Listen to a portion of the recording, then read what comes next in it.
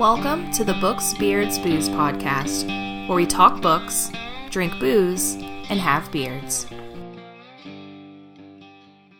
All right. As always, I am Bob of Tales by Bob. I'm the ass of the podcast, Derek. I am unpaid intern Tanya. I think I've been No. demoted. Spare parts. Spare Tanya? parts. I don't wanna be Tanya? spare Spare parts. parts. You can be creative consultant, but just creative consultant. No more of this best person Nonsense. after. I feel like that fits me better though. I'm sure you would. And yet, I'm on this podcast, so clearly you can't be the best person. I'm pretty sure our viewership tripled since I've been on here. Hard no. It has gone up. Yes, because I'm great. I'm best. or people I'm like Tanya. to hear us. I'm just Tanya. I'm just regular old Tanya. Are you regular Tanya? I'm Is that just regular Tanya. Just That's what you are now. Just Regular Tanya. just Regular regular Tanya. old Tanya. Yep. Yeah. So this week we have I think, an interesting topic for you. We decided that we were going to talk about what book has had the most effect on each of our lives. I know in the past we talked about, what was it like? We did a kind of a similar thing. What was it that we did? That was, I'm blanking hard. I am super sleep deprived. I know guys. we've done our favorite books. What book had the most emotional impact? Yeah. That's what I was thinking of. What book had the most emotional impact on you? Oh, But yeah, this is- books you could remember your feels and yeah. stuff about. But this is not about your feels. This is I guess a book that has changed your life in some way, kind of deal. So, who would like to start us off? I will. All right. One of the most influential books for me was Charlotte's Web by E.B. White. Wow, that's weird. Did you pick that book too? Well, no, because we talked about Charlotte's Web on the news that episode. Yeah. Reason being is that's one of the the first book I can remember reading that got me into really loving reading. I did book reports for Charlotte's Web 3 years in a row. No shame. 3 years in a row. I'm bitch, Charlotte's Web. I'm reading it again. So Do you read it again each time, or are you just... I think I read it each time, but then I didn't make my arts and crafts over again. Wait, what? We had to do props for our book reports, and But- I was the student who I would do all of the research. Derek, is that a thing you had to do? Did you have to do props for your book reports? what are those shoebox dioramas. Yeah, I did a couple times. I had to do dioramas, but it was for animals. But no, I had to do a diorama about hippos. mine was I love hippos. I think mine was elephants, but Hippos will fuck you up. they will. They're the most terrifying... Yeah, let's... But they're adorable with their floppy little ears. Anyway, but yeah, so I want to do a quick aside, just a quick Like little owlbears? A quick. They're not adorable. A quick little recommendation. I love hippos because they're cute and they are Vicious. lethal as fuck. Really, look up hippos. They kill more people every year than basically every other critter in Africa combined. They fuck your world up. And I fell in love with them first in the book Congo with Michael Crichton. Great book. Anyway, I highly recommend that everyone, I know I've recommended this on the podcast before, but go pick up the book American Hippo. It's a alternate history where they imported hippos to be basically water cows and they got loose in Louisiana. And it's great. It's you know how they said Django Unchained wasn't a Western, it was a Southern? That's what this is. It's a Western set in the South where they ride hippos, and it's glorious. yeah. Okay, then. Yeah. But yeah, Charlotte's Web, one of the really most influential books for me because it was wow, this book is great, and that's what got me really starting reading as a youngin. Yeah. So I can't really remember what book got me started reading, but I did read Charlotte's Web, and I remember I don't remember the book as much as I remember the animated cartoon of it with Templeton the Rat. yeah, Yeah. I remember we got these styrofoam circles spheres. Yeah. Would Yeah. cut them in half, and my mom helped me. I did the research. She did the crafty stuff. It was that was kind of our deal. I don't do arts and crafts. I do them now, but I didn't do them then. So she like put this black sock over and put pipe cleaner legs and turned it into the spider. And so I just had the same spider prop like every year. But then I kind of added something to it. I was trying to think of how you turn a sphere into a pig. Like that's kinda where I was No, going we with cut that. the sphere in half and turned it into a the spider. scooter. Yeah, I get that. Into Charlotte. I get that now. But, Okay. but yeah, Charlotte's Web, baby white.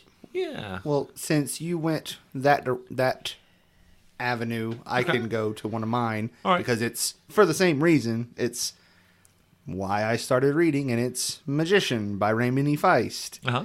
I had always wanted to read a book, like other than like autobiographies and stuff like that. My brother's a big reader. He had a full bookshelf of fantasy books, and I always wanted to read them, but I did not have the attention span or willingness to sit down and actually read one. Mm-hmm. And then as soon as we moved to Alabama, into the country, and I didn't have anything else I could do, Yeah. I found the time over the summer, and I read the first one. You definitely don't want to be outside in Alabama in the summer. It's real hot. And I read the first one and was like, oh my God, this is the best shit ever. And then I read the other 9 that I had read before I came back from summer break. And that was the end. Like, that was literally, that changed my life because I now have a degree in English. Yeah. And that is Yeah. why I have that degree. Yeah. And it's why I had almost all the hobbies that I have had since then, because I used to write a lot Yeah. and read a lot. Would you and say all that came out it of really that. is that like where your general nerdery started? Would you say? 100%. Were you into anime at that point? Had you gotten into anime at all? I had just started. Like, these things happened around the same time. Because Yeah. then I read that, and then I was watching anime, and then I wanted to draw, but I couldn't draw. But then I was like, oh, well, I can write, because I've been reading a lot. I have these words that I can write these things that I want to Please see. Revenge. Yep. Mm-hmm. Yeah. And then that's kind of where that went. So, yeah, pretty much the entirety of the course of my academic life, at least, since 7th grade, has been affected by this one book. I like it. And so far I've read both of y'all's books. Ooh. I know I ain't read yours. Yeah, and y'all will not have read You out either. here talking about dog books and hippos and You know, this isn't on my list, but I'm gonna throw this one out because I love the James Herriot books. Absolutely love them. And for those who don't know, James Herriot was a British vet around the time of like World War II, and he was Scottish, but he went to England. BBC did a TV show based on his books, and he wrote 4 main books that are, I can never remember them all, but it's like All Creatures Great and Small, All Things Wild and Wonderful, The Lord God Made Them All, and there's another line in there, like it's like a famous kind of like Right. poem, and he used the 4 lines of that poem as the 4 titles of his books. And I read all of them, and I loved them all, but he put one out called Dog Stories, which like collected all his dog stories together, and I loved that book so much. And like that book, for the it's almost why I mentioned it. yeah, it's like I almost became a vet because of that book. Like for A veterinarian? yeah, Oh. yeah, We said he was a No, he was vet. I was thinking like, pew pew. I kill people. huh? That's why I Okay. was kind of I was like, you wanted to be a veteran? No, No. a veterinarian. I think- Veterinarian. Yeah. Okay, cool. Okay. No, Yeah. he wanted to be a vet. I wanted to be a vet. Yeah. Yeah. Yikes. No, and so like for a long time, I was seriously considered like I was going to go to Auburn because they have a really good veterinary college. Because I mean they're a farm school, you know they got to be good at something, I guess. Sure, not football. Unfortunately. I think they had a really good recruiting class though. We always have a good recruit. Yeah. Like, moving on. But you know, and so Let's get on the and like my Gus dad bus, was all in on that idea. He backed that play 100. He wanted me to be a vet real bad. And then I basically realized, like, you know, like vets sometimes have to put dogs down. Yeah. And that's just not what I'm about. Like, I'm not.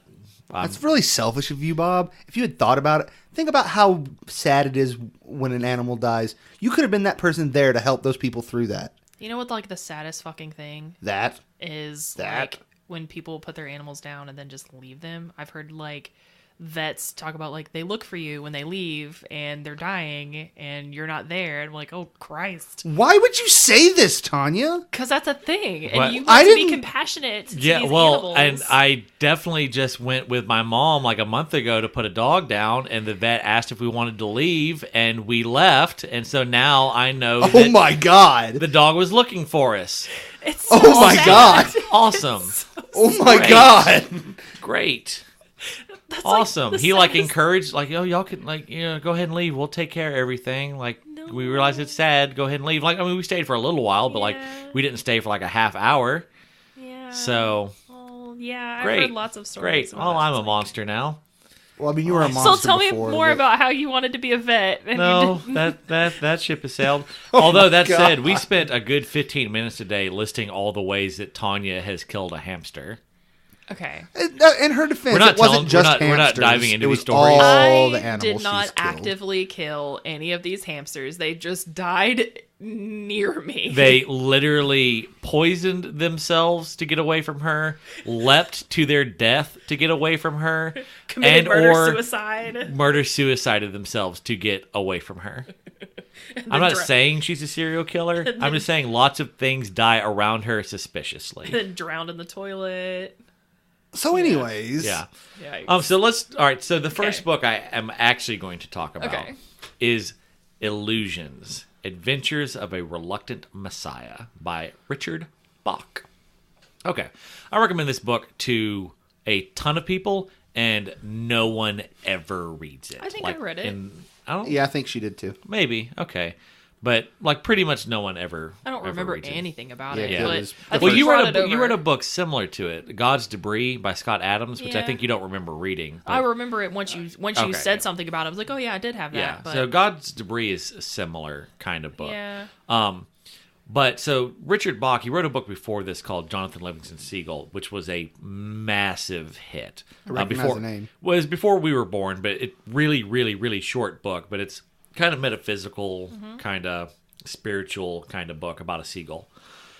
Well, I always fuck up what it's called, but we'll just call it Illusions for this. So Illusions is about these two guys who fly biplanes, like antique biplanes, and they just go around like farm to farm giving people rides.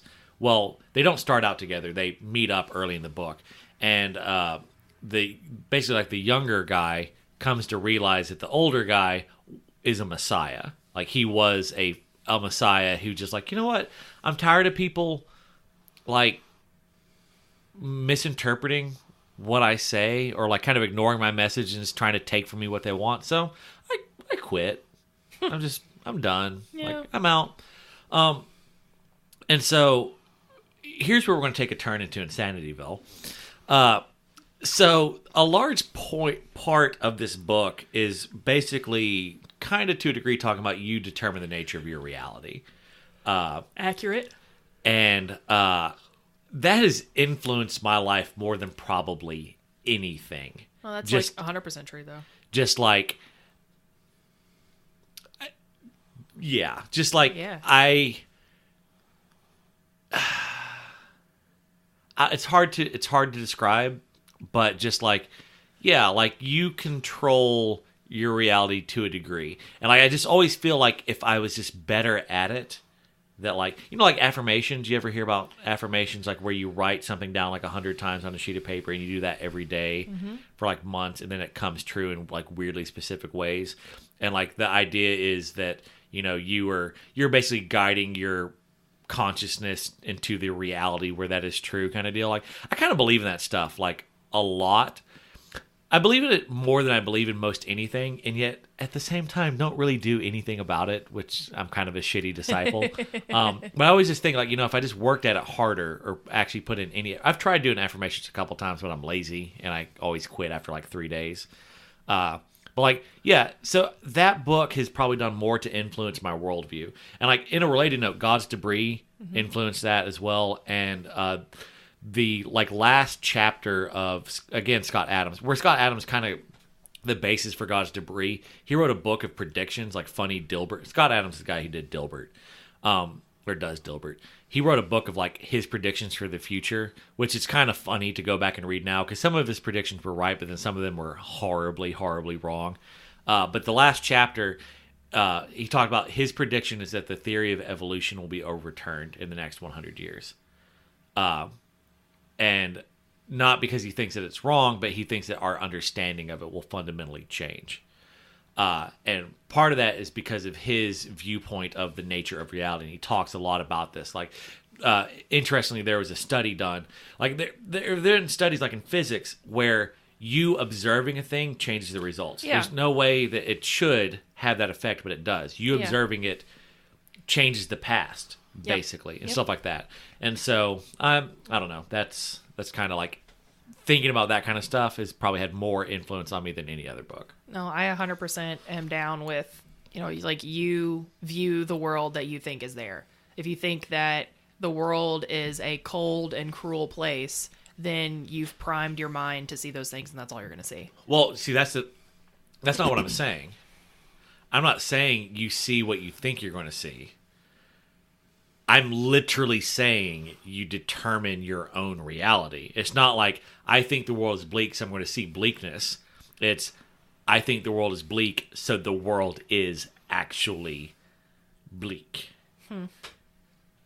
Actually, weird aside, while we were at, I joke about it all the time, but I was being Anthony, we'd gone to go get that cooler. Yeah. And I stopped by a register we went through the garden center. I was like, well, let's go up to the front so I can go grab a 20-ounce Coke because I know they're going to be up with those registers. And I don't think there'll be one by the... I just don't want to risk it. There might not be one up by the garden center. And so we get over there, and of course there is one at the garden center. And I joked about it. I was like, well, if the way my luck is and how I perceive my luck, that, if I had not gotten it from the up by the front registers, there wouldn't have been one. Like, reality would have changed by the time I got to the garden center to where there wouldn't be one because of my perception of, or like my belief in my own luck. Or you could have been like, hey, Derek, I know you go to that Walmart all the time, I don't see you as a garden center guy, though. but I've been through there repeatedly looking for things, and I knew that there was drinks there. Hence me now I saying, know. hey, yeah, there were drinks there before you finished this story. Now I know. Yeah. Now I know. Tanya, what's your second book? Because you said you had 2 books, right? Yeah, I mean, it's still kind of in the same vein of sorts. It's not one book, it's a series. The Alex Cross books by James Patterson. The murder books. Mm-hmm. Yeah. That's the only reason she's here today, guys. Yeah. Because she learned how to get away with all the murders. No. Again, it's something that, like, rekindled that reading fire for me. Like, we didn't really talk about what kind of books were supposed to be super influential for us. You went, like, deep metaphysical. I'm talking Oh, no, about, my like, next one is... Cool. Super. Great. All right. Well, Well, no, it's what book had an effect on you. Yeah, what Yeah, changed just- your life in any way? Yeah. well, I mean, I picked up the Alex Cross books in middle school when things were super awkward. When you were young and impressionable and ready to, you'd killed a bunch of hamsters and You're ready to move on to humans. Yep. At the same time, I also read a book about, like, how to determine a serial killer. And you're like, oh, that applies, that applies, that applies, that applies. No, like, I don't know, didn't connect a whole lot with people. I mean, I had friends, but She just felt different. no, I just, I don't know. You didn't connect with live people, so you figured you'd see if If you you- could connect with corpses. No, Yikes. it makes perfect sense. Yikes. And No. you're a robot, so you probably did. You were just like, yeah. Yeah. No, If you but- remove the life from these Oh, things, no. they're pretty cool. They do what you want then. Oh, Jeez. Jesus. God, I just imagine you, like, dressing, like, corpses in little doll clothes and just... Like Cabbage Patch dolls. Yeah. Okay. But no, like, I would, God, this is going to sound terrible the more I Now. talk about it. But it's like, I'd kind of sit by myself at lunch and read these books, and kind of made me not hate life so bad. Like, hey, that's cool. Books are cool. I can grow up and become whatever I want, including a serial killer. No, Alex Cross isn't a serial killer. He's a detective. I know, but Yeah. doesn't he catch Did you ever, killers? speaking of which, did y'all ever, either y'all ever read The Bone Collector? No. No, but I saw the movie. Yeah. Well, That's the guy with the taxi, yeah? Yeah, that's part of it. But the Yeah. movie's got Denzel Washington, what? Yeah. Pretty Queen sure I've seen Latifah, Queen Latifah, Yeah, I saw the movie. It's good. and Angelina Jolie, right? Isn't that the Yeah, Angie's in it. Yeah. Oh God, great movie. Yeah, I didn't know that we were going like what changed your worldview and Well, I mean, helped I think you grow as that a sounds person. like it sounds like that's had the most effect on your life. Like it really chose your life path. Really? No, it's just things that like help yeah. rekindle my love for reading because you Yeah. know like All jokes aside, I get fell out that. of favor Yeah. and then just started devouring books again in middle school and kind of fell out again and then read Lord of the Rings and that was like my first fantasy book I think because everything else I'd read had been like little kid books and then I went into like serial killer shit. Yeah. So but like reading Lord of the Rings was like oh shit fantasy's great. Quick little aside. I made the joke with brand ambassador Ryan. I'm going to go visit him this summer and or fall, and I made the joke that like y'all should find me a rich single woman to be my sugar mama, and like I could just be a refugee husband for her. And I said the number one reason, like I made a list of like 9 reasons why I should be, and my number one reason was I've read Lord of the Rings and The Hobbit multiple times, so basically I know the terrain of New Zealand like as good as a lifelong resident. So True. because New Accurate. Zealand is Middle Earth. Yes. Derek, what's your second book? My second book is Extreme Ownership by Jocko Willink and Leif Babin. It is a very interesting book about management and also partly about the Battle of Ramadi. It's a weird book, okay? The people that wrote it are Navy SEALs, and it's about the management. They are now management consultants and authors and podcasters now that they've gotten out of the SEALs, or at least Jocko Willink is. And basically it preaches a management style that he tells people, and then he ties in to how that works for why it works for helping people in groups working together and things like that, just management stuff. But also he then he tells it through anecdotes, through stories of the war and battle and that he went through when he was in war. Yeah. Yeah. And mostly it changed pretty much everything for me. Like I was reading this right when I started therapy and was watching a whole bunch of lectures and philosophy stuff. And it all happened all together at the same time. And then like looking back, I thought it had like the least impression or least effect on me. And then I tried to go back and pin down where my new like approach to life came from. And it's most of it is just Okay. that.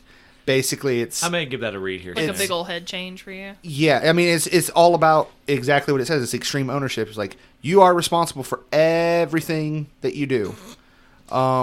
So, and like to the point of, okay, so We're not laughing at you. We're laughing at. I sat on a trumpet just a moment ago, and I apologize for that. But I was trying to talk through it, and Well, y'all are she both called cat- fucking children. Well, she started laughing, which made me laugh, and now it's gotten out of hand. All right, sorry. I leaned to the side so my laughter wouldn't be heard. All you had to Well- do was ignore me. Well, like if I all lean the to other the side, I'm times. going to catch a full brunt whiff of that crawfish farts, and that's tragic. Sorry, Derek. Derek's trying to be I serious. apologize, Derek. That was rude of me. Jeez, You're having a real moment, keep and I it together literally, for 5 more minutes, sat on a Bob. trumpet, and that Jeez. is my bad. All right, so I'll take ownership of my fuck up here. So yeah, no, I want to read that. no, it's So- real good.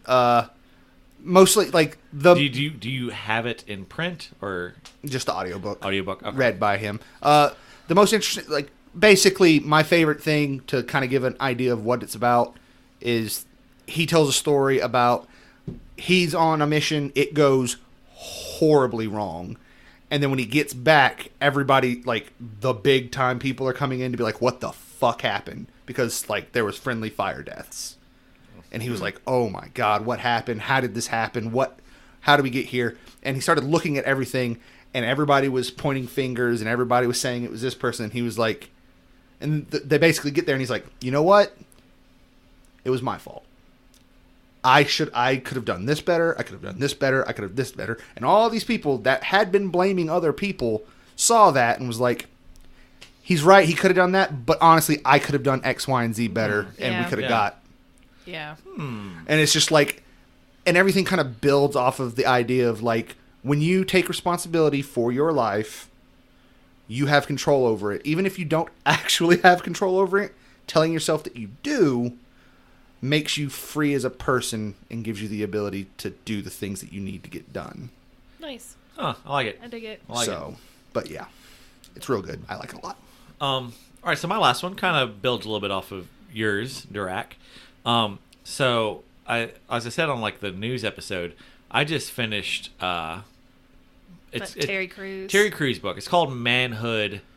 It's got a longer. It's like Manhood, a guide to being a man or just living with one. Yeah, being a better man or just Being a living better with one, man something or like just that. living with one. Yeah. And it's mostly autobiographical. And like without going too in depth in it, it's basically like 80% memoir and then like more like 85% memoir, just talking about like everything in his life, how he got to be where he is today, and then like 15% of it is kind of some of the lessons that he's learned from it.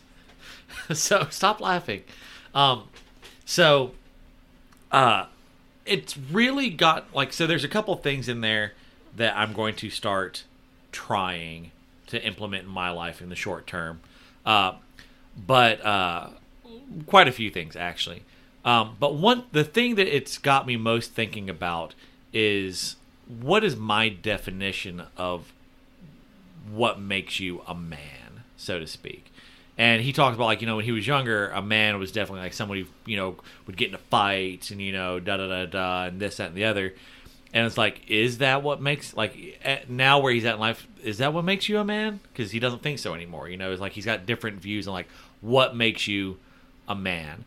And so, like, now it's got me thinking about, like, coming up with my own definition of what makes you a man. So, yeah. Neat. Ugh, I feel real bad. Y'all both went like, here's some health books that helped Well, me. to be fair, like, every other episode this season pretty much has You've been yeah. about, like, Yeah. like you kind of going in, like, personal experiences and Yeah, whatnot. So, And here's and if we're being honest, like, mine is like Extreme Ownership is really probably like 75% memoirs of battle stories and how he led Yeah. people in the Well, field and things like yeah. that. Here's Plus the thing. management things, but that's kind of helped me make connections in Well, my head to where I well, live here's the now. thing. Okay. Like, this Terry Crews book, I don't know that I would have... I mean, I devoured it in more or less a sitting. Like, I sat there, and every free moment I had, I plunged... And, like, I read it in a night kind of deal. Like, Yeah. I went all in this. But part of that was, like, if it had been just, like, his theories on manhood... No one cares. I wouldn't have done it. It was more like, here's a memoir about me. I was a piece of shit. Don't do what I did. Yeah. And here's what I've learned from it. And, like, the only book on writing I will ever recommend to anyone is Stephen King's On Writing. And you know what? It's like 70% memoir. Mm-hmm. Like, if your self-help book isn't, or something like that, isn't About you. memoir-y, Yeah. I probably don't have time for you. Yeah. To be honest. Yeah. So Fair. But yeah, Yeah. you're right. I guess I do like a lot of in my feels yeah, on other episodes. for being a robot, you Yeah. have a surprising number of feelings. So I beyond didn't, beep I and didn't boop. get deep in Yeah. my feels this episode. Yeah, So. but no, that works. Superficial. All right. I feel Well- inadequate now. There's Just feels. just now. All right, There's give the feels. one other. Just don't go into it. Just give a book recommendation for something else that was a little more deeper feel book. That Emergency Contact. No. I mean, Emergency Contact was really good. it resonated, but I know, didn't I was have just enough messing with you. fact. Yeah, Codependent No More by Melanie Beattie. Okay. Should- See, there you go. Read that. I think that even if you don't have a codependency problem, maybe you ought to still give it a listen, because I don't know, particularly for females, like you're raised to like help take care of people, but helping take care of people can also cripple them in a way and take Enable them. away their ownership and their ability to do their own things. So Become full circle. Yeah, I'm Yeah. in therapy. Child of an alcoholic. Yeah. They teach you. Yeah. Which, so that was something, Yeah. you might check out Manhood, because Terry Crews was child of an alcoholic, and a lot of that, he talks about like how much because of that he was a pleaser, you know, and It's like you don't understand that that's not what everyone does. yeah, Yeah. and like he Or talked, you don't realize or- that not everyone has to take care of every single Everything. person Yeah. ever. Yeah, There's- not everything is your fault. Okay, so now we have a whole triangle of shit that goes together. Yeah. feel better now? Yes. Good. All right.